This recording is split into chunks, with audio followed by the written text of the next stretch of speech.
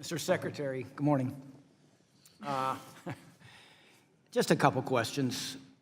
First, obviously, and you probably had it a dozen times, and I'm just now coming into the hearing room.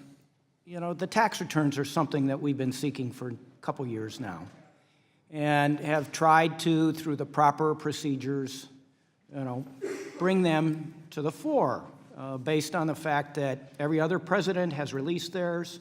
It's been a traditional, it's just sort of a matter of course, but then we've run into this stonewall, which is how we perceive it.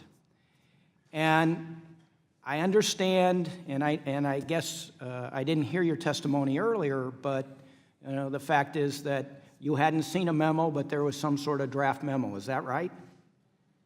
I was just contacted by the the Washington Post 2 days ago. We heard it. I just first saw it this morning in the paper, and yes, it's some draft memo that never did get to us. Who drafted it? I have no idea. We're looking into that. Okay. In your dealings with the president, has he asked you just to hold the tax returns and not? No, I've never had any conversations with the president or anybody in the White House about what we're doing with his tax returns. Okay. So this is all within the Treasury, that you're making certain decisions and or not? Treasury, IRS, which is within the Treasury, and the Department of Justice. We have consulted DOJ, which is effectively our lawyers. How has at least the tradition of every other president releasing their tax returns, how has that played in your decision-making? It hasn't played into my decision at all. I think that's an independent decision of the president. The American public knew that he wasn't releasing his tax returns prior for voting for him, and they made that decision. That to me is a personal decision of his and the American public. I have nothing to do with that. Okay. And I guess from our perspective, obviously, we think there's something that's being withheld or covered up. But until we actually see it, till you release it, till a court orders it, we're not going to know. It's going to be all supposition on our part, and that's just the way it is. So I'm going to change the subject because really, you and I were adversarial sort of on DePasca, or however you say the guy's name. I don't want to do that. I want to talk about marijuana. Thank you. I appreciate that. It's rare that I would say I would prefer to talk about marijuana than those other two subjects, but I'm happy to. So, Mr. Secretary, and thank you.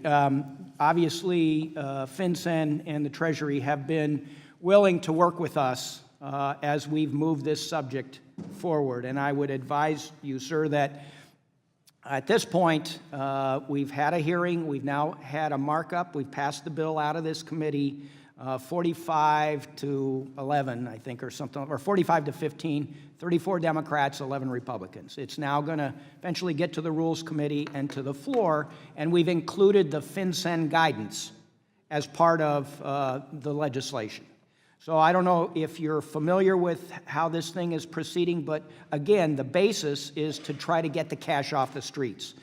For me, it's a public safety kind of a matter, and I don't know if you all have been talking about it or if you've been following this at all.